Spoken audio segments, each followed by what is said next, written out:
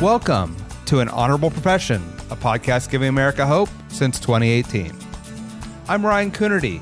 Along with Debbie Cox Bolton of the New Deal, I'm lucky enough to be your co-host.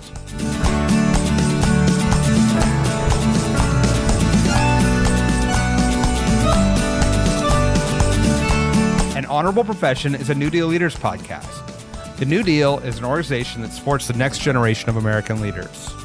From attorneys generals, to state senators, to mayors, to school board members, these are the people that are pushing policies and politics that will respond to climate change, rebuild our economy, address racial injustice, and restore our democracy. These are incredibly talented people who have dedicated themselves to public service when their country and their communities needed it the most. Check out newdealleaders.org to see what I'm talking about. Today, I talk with New Hampshire Representative Matt Wilhelm. Matt started his career managing bands, then AmeriCorps members in under-resourced schools, and is now the minority leader in the New Hampshire legislature. We talked about the similarity in those experiences and the current, absolutely fascinating politics in New Hampshire. This was a wide-ranging and fun conversation. Enjoy. New Hampshire Representative Matt Wilhelm, welcome to An Honorable Profession. Looking forward to talking to you today. Thanks so much for having me, Ryan. Looking forward to it. So I got to start. We've had a lot of guests with a lot of different backgrounds. I don't know that we've had anyone come from the music industry. Can you talk a little bit about that career path and maybe some of the lessons you learned that have helped in politics? Yeah, it is kind of an unlikely path to the State House. But for me, my path in public service really started as a college student. So I went to Plymouth State College in New Hampshire, grew up in Nashua, and then headed to the mountains. Did an internship my sophomore year with a band that was up and coming and that was just starting its first and only national tour, going to some pretty incredible venues. But they were an independent kind of DIY band called Dispatch. And I was interning in their office. I think they had one staff member at the time, and really helping to fuel this independent grassroots band that in so many ways, I think about the work that we did in setting up a rep program where fans were selling CDs to other fans to get them excited about the artist. So much of that is, transferable to the campaign world and to politics in general as you're growing social movements, environmental movements, justice-oriented movements. And so when I was done at college, graduated with a degree in communications and minor in political science, I decided I wanted to do a couple years of full-time national service, civilian national service with an AmeriCorps program called City Year that works in schools and under-resourced public schools in the state. I moved to Manchester, biggest city, the bustling metropolis, as we call it, of the Granite State, and had a really transformative couple of years, focusing on supporting kids with their attendance, with their behavior, with their course performance, and helping them stay in school and on track to graduate. And it was through that experience with AmeriCorps, I fell in love with the city of Manchester, which I now represent in the State House. But I also fell in love with the big idea of civilian national service, of AmeriCorps, of the Peace Corps, of being able to serve a cause that's greater than yourself, serve your community, your country, and come together with other Americans from different backgrounds and different walks of life to make the world a better place. And it was at City Year that I decided to go back to my music industry roots and got in touch with some of the folks that I had worked with, both with Dispatch and with some other bands that were managed by the same manager. And we developed this program called Concert Corps, where we teamed up with bands and fans to do pre-show community service projects. And so instead of, doing a radio appearance, the band would show up at a soup kitchen or a homeless shelter or the beach to do a beach cleanup with their fans. And then the concert kind of became a celebration. And so we went out on the road with the band Guster and the nonprofit Reverb that one of the band members, Adam Gardner, and his wife, Lauren Sullivan, that they started to engage fans around environmental protection, environmental service, sustainability, and really greening tours and figuring out how the bands could make a positive social or environmental impact wherever they went. That led to a career for about 10 years working in the music industry at the intersection of social and environmental change. And once I was kind of too old to keep that up, and I got a couple kids now, and it was like, hey, we got to really make a decision here about the quality of our life as a family. My wife's also a city-year AmeriCorps alum, and wanting to wake up at my home with my incredible family rather than waking up on a tour bus and having to figure out what city I'm in.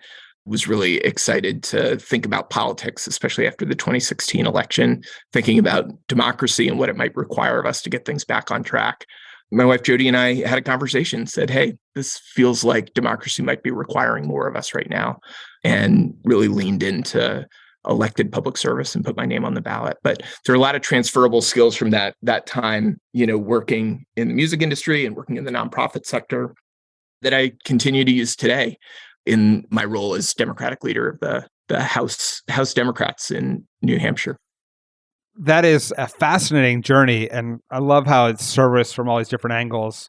I'm tempted to ask, who's most challenging to work with, politicians, rock stars, or kids? Since you you picked all three. I don't know if the end of session, if it's it'll be fair to your fellow electeds what your answer is, but if you have any thoughts, let me know. Yeah, it's a good question, and probably one that I should not step into, at least with a couple weeks left. We'll see at the end of session, as we head into campaign time in 2024. I might have a more pointed answer to that question. Fair enough. Before we get into what's going on in New Hampshire politics, I am curious that younger generations right now are very, they easily engage in public service of all kinds, but they're a little skeptical of politics and government, at least according to surveys. From your experience, what do you think the political system needs to do to engage younger generations in elected service and politics generally? Well, I think that, first of all, I think this next generation that's coming up, that's in high school, college age kids, they have a low tolerance for BS. They have a clear understanding of right and wrong, of just and unjust, fair and unfair. I think they're going to be pushing us and really holding our feet to the fire to not just say the right things, but actually do the right things and follow up with action. So hopeful that a more direct and earnest generation is going to push for policies that are going to serve us well over the long term. I think it's interesting. I think we've given, I think in the last few decades, we've given young people few reasons to believe that government can actually work for them and deliver results. And, a big part of why I got into public service, yes, I understood that our democracy was facing a really perilous time, but I also, through my civilian national service experience with AmeriCorps and leading teams of young people, 17 to 24-year-olds from all across the country, from different socioeconomic backgrounds, from different religious backgrounds, LGBTQ+, we've got folks, different races. I just think that there is so much that you can experience through a program that was so brilliantly designed, like AmeriCorps. It's a public-private nonprofit partnership that puts folks in the middle of some real public policy challenges and asks them to deliver results, to solve problems and get things done for their community and their country. I would love for that to be the AmeriCorps experience or the Peace Corps experience, to be a common expectation, not a requirement, right? I'm not talking about mandatory national service, but would love for civilian national service to be a common expectation of all young people in this country, where, if you're applying for college or you're applying for a job, one of the questions they're asking you is what'd you do for your service year? Because we know that when young people especially serve on teams and solve problems and are close to the challenges that they read about in the newspaper or see on TV or hear about on the radio and are part of delivering results, that can be really empowering, and I think can open up folks' eyes to all sorts of possibilities in the way that government can be a partner in helping to solve problems. But I think to this point, just in my 40 years of being around, we've given young people few opportunities to believe and trust that government's on their side. especially as we see fundamental rights, under attack. So I think the more we can involve young people in the work of solving those problems, the more that we can be real partners in delivering for our communities. Yeah, I couldn't agree more. I feel like one of the few ways that we could lift ourselves out of the divide and cynicism is to have a national service, community service efforts greatly expanded, and just have people bring people back to teams and solving problems together. I feel like it would be so transformative in so many different ways. Totally. And it could be a step towards a whole lifetime of service. Sure, there are going to be people like me who say, yeah, I want to go into government elected service or appointed service. But also it can be a pathway to a number of careers, because at the end of the day, employers, colleges, like they want employees or they want students who are service-driven, community-minded. That's exactly who they want to have around them. And so one of the things that we've worked on in the state of New Hampshire, and one of the first things that I did when I was elected, was establish a commission to study pathways from national service programs to an affordable college degree and a meaningful career in the state of New Hampshire. Just knowing that we'd have folks who would come here from other states and have a really great experience, but at the end of the day, employers and colleges didn't appreciate fully the kind of human resource asset that they brought to our state. And oftentimes, the folks that we'd be serving with would go back to their home state, and New Hampshire would miss out on really a whole lifetime worth of commitment to our state. And so that's a resource that I think we want to more effectively channel and make sure we're taking advantage of, especially as we see, lots of turnover with teachers, with nonprofit leaders, with public sector employees. It can be a real asset for our state that we should be better taking advantage of. I totally agree. Are you seeing any traction with those efforts in terms of employers better tapping into those pools of talent? Yeah, I mean, I think that there are a couple national programs that we're seeing more New Hampshire institutions lean into. One is AmeriCorps Schools of Service and the Peace Corps Coverdell Fellows Program, which sets up these service-driven young people into academic programs that where they can either get credit for service or scholarship dollars for service. Oftentimes we see colleges and universities match the $7,000 education award that AmeriCorps members receive, which really sends a message that this is the type of student that they want on their campus. Another one is Employers for National Service, which is an opportunity for employers from across sectors, public, private, nonprofit, to say, we really value AmeriCorps and Peace Corps alumni, and we want them as part of our workforce. And it's a way that they can market their employment opportunities, their job listings, specifically to those service-driven young people. And we've seen New Hampshire employers and New Hampshire colleges join those efforts. And it seemed to make a difference in terms of marketing that New Hampshire is a place that really values that experience. That's great. I love that model. So let's talk New Hampshire politics and policy. As we record this, you're in the final weeks of a legislative session. Talk about what's going on in New Hampshire that you think the rest of the country should know about. Well, it's a really exciting time. The New Hampshire State House, the New Hampshire House of Representatives, which is a 400-member body, is currently nearly tied. It's 199 Republicans to 197 Democrats. It's really historic numbers. And on any given day, Democrats or Republicans can be in the majority just based on who's showing up. Committees have an equal number of Republicans and Democrats on it. And House Democrats have had a real opportunity to push for the types of policies that we think are important in the budget, everything from housing funding to public school funding to increasing Medicaid provider rates and passing a 7-year Medicaid expansion sunset, which will reauthorize Medicaid expansion for the next several years with the possibility for permanent expansion on the horizon. It'll come up for a vote in January. So it's been a really interesting process, unprecedented in many ways, for us to be working so closely with the majority party, just given our numbers. And I think, we're a pretty pragmatic state at the end of the day. I think Granite Staters have rejected extremism and have said, we really want to see the two parties working together, roll up their sleeves, solve problems, and get things done. And I'm proud to say that we've been in a position to deliver on that. I do want to talk about the bipartisan efforts that you've been spearheading, but this dynamic of such a large legislature and then such a narrow margin between the parties, and I think I've heard informally about it, but it is a matter of trying to get bodies into the chamber to control key votes. Can you talk a little bit about what that's like, especially with your role as the senior assistant Democratic leader?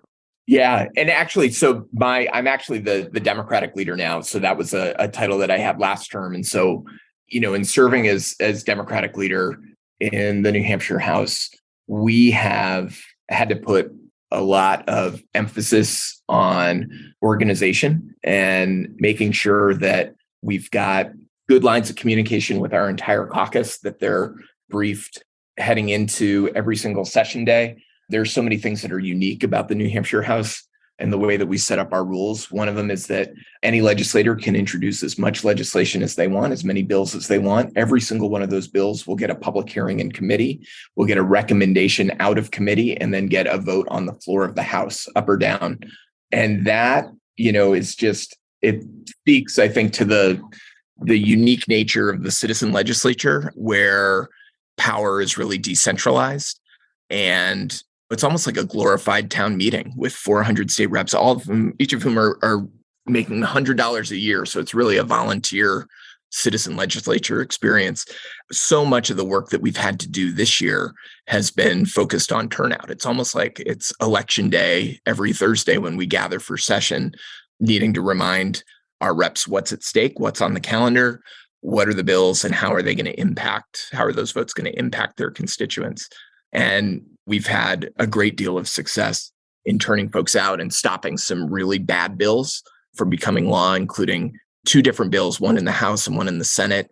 It's the so-called Parental Bill of Rights, which is really code for anti-trans legislation, which we were able to not only defeat, but indefinitely postpone a couple weeks back to make sure that it was not going to be brought back up for debate for the duration of the biennium. So really proud of some of the work that we're doing, one, to stand up for our values as Democrats, but also working across the aisle where it makes sense so that we can deliver results and have something to point to when we run for re-election in 2024. What are the big outstanding issues that you'll wrap up either in this session or a future session that you think may have a profound impact on New Hampshire, which obviously always plays an outsized role in our national politics? So New Hampshire is an island of prohibition when it comes to cannabis. There's been a real bipartisan effort this term to pass legalization and regulation of cannabis. It was stopped in the Senate after passing on a strong bipartisan basis. About 2/3 of members voted for it. And the governor has weighed in and said that he really wants a state-run model. So there's going to be some work done over the summer, commissions forming that will look at some options, and hopefully they'll develop a new framework that we can model legislation after for 2024. But I think that's an interesting issue, and it's an interesting area where even 4 years ago, I'm not sure we would have seen such bipartisan work to get that through. But I think given that Vermont and Maine and Massachusetts have all legalized, there's an economic argument for it. There's also a criminal justice and social equity argument for it. And for lots of different reasons, you've got some libertarians who say, hey, the whole live free or die ethos says that we should legalize this plant. There's pro-business argument for it. And then there's an economic competitiveness argument as well. So it's been an interesting bill to be working on, and one where, the majority leader and I have been able to work together. And you're doing all this, wrangling all these cats to get there for votes and make sure that everyone knows what they're voting on and why it's important, while balancing having 2 younger kids that you traded in the music career to spend more time. How do you balance the demands of the legislature and leadership with family time? Yeah, it's been a challenge, and I'm really lucky to have such a supportive spouse. My wife, Jody's a teacher and just an incredible mom and partner in this work. And part of it's because we got into this together. We said, we acknowledged that this was going to be a commitment that we needed to make together as a couple, as partnership, but also as a family, and feel really lucky that she's been with me every step of the way. And usually fourth graders in New Hampshire, I've got a fourth grader and a first grader. The fourth graders go on a field trip to the State House, and my son probably knows a whole lot more about what goes on in this building than most of the kids in his class. But it's been really fun to have conversations at the dinner table about what exactly we're fighting for on an everyday basis and really get them engaged in some of the issues.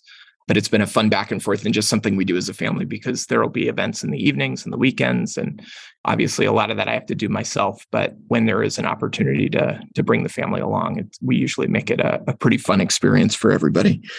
But the balance is a challenge. I think there's early mornings and there are late nights and everything in between. But I think when I get home, it really is, it's kind of the highlight of the day, because I get to look my family in the eye and be reminded exactly why I'm working so hard and why we're fighting for more just and more equitable and a stronger state, because it's, my kids that are going to take it over one day, and want to make sure that them and their classmates have all the opportunities that I had growing up in the state. So it's a team effort, but one that I wouldn't trade in for anything in the world. It's been a lot of fun. When you think back to that decision that you and your spouse made about trying to engage in democracy when it was needed, what's the most surprising thing that's happened since you've started public service? And it can be surprising in a good way or a bad way, but just, is there anything that you didn't expect when you jumped into this experience? Well, to be completely honest with you, my first term, I was a backbencher, a literal backbencher in the House Democratic Caucus, sat in the back row right next to a now state senator, my friend Donovan Fenton. But Donovan and I think we were both pretty happy, showing up for votes and serving on committees that didn't meet especially often. But the longer we hung around, I think the more opportunity found us, and certainly found me. I didn't think that leadership was something that would be something that I'd be interested in, especially in my second or third term. But enough people reached out, and I think saw some qualities in me that harken back, frankly, to my national service days with AmeriCorps and leading teams and bringing people together and being able to rally everyone and being inclusive about our approach and how we lead our team forward. I think they saw that and saw that that was needed within our caucus. So I was happy to answer that call. It's never a dull moment. I think, there are policy issues that come up. There are tough decisions that need to be made. There are leaders that similarly, right, are in their first term and who need to be reached out to and encouraged to step up in large and small ways. And that's the part of the work that I think I enjoy the most. I think, we've got a really talented and really diverse caucus ideologically through the areas that they worked on in their careers. We have a lot of retired members who are doing this as kind of a second career. And I just love being able to visit them in their home communities and brag about the work that they're doing to make sure that they're advocating for the type of state that we all believe is possible. There's a Republican trifecta at the moment here in the New Hampshire State House. And those are the hard realities, the hard truths. I mean, I think the numbers within the chamber, have allowed us some room to get some wins, to stop some bad things from happening and to pass some good policy. But we also know that 51% of voters in our state voted for House Democrats and Senate Democrats. And with Republican drawn maps from 2 years ago, we feel good about the path forward to keep fighting for a more just and more equitable state. So excited about the work. And it's always something a little bit different. I think that's one of the most fun things about it is you wake up and you're not really sure exactly how the day is going to unfold, but it's not without its challenges and not without its kind of silver linings and joyful moments as well. When you get to work with people to solve problems, it's a pretty fun gig. I can't imagine what your day is like with that many members to collaborate with, work with, and try to all keep coordinated. New Hampshire's a swing state, as you mentioned, that Republicans control the state legislature and governor. It's a slim margin. What do you think the Democratic Party, sort of writ large, could do to better speak to voters in New Hampshire and move into a majority, and both at the state level, but then also hopefully at the presidential level as well. Yeah. And, the level in between, right, is, our federal delegations, all Democratic. In 2020, we lost the majority, and Senate Democrats also lost the majority. And with that, we lost the opportunity to control the redistricting process. We'd been fighting really hard for independent redistricting, saw that vetoed by the governor, and we're pretty powerless in stopping some pretty egregious gerrymandering, especially in the Senate and our executive council maps.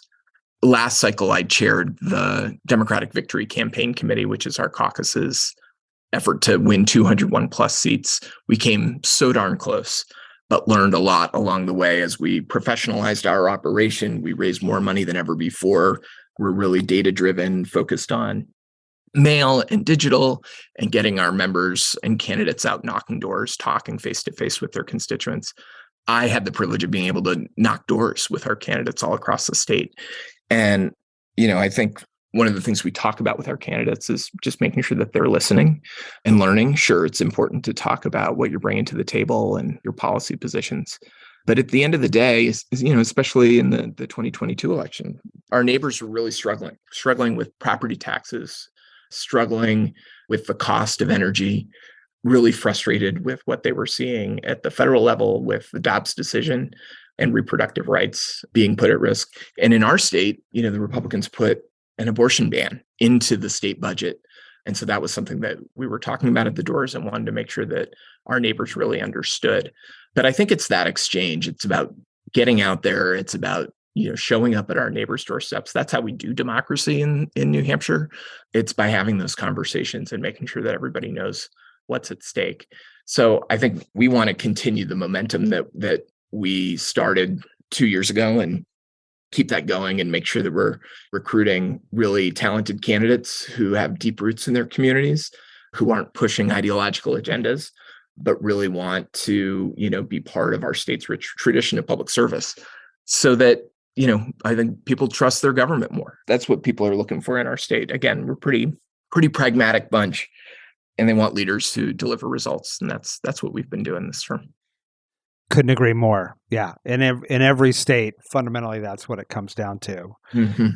As we wrap up here, just for fun, can you tell us, if I wanted to come spend a couple days in New Hampshire, or maybe even think about moving there, what should I do? What should I see in your state?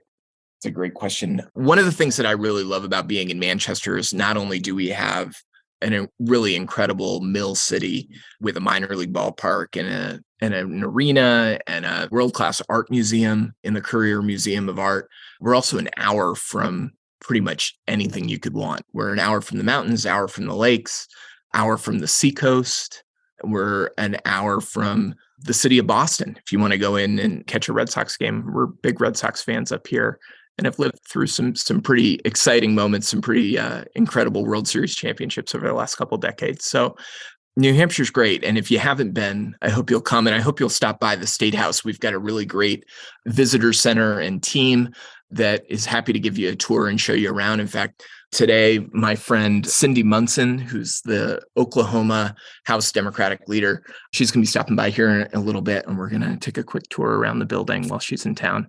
But if you ever stop by, don't hesitate to come up to the third floor of the State House. Would love to say hello. And whether I'm in the House Democratic office or over in the Speaker's office, we'd love to welcome you to the state of New Hampshire and tell you about the incredible 400-seat chamber and representative democracy that's alive and well here in the Granite State.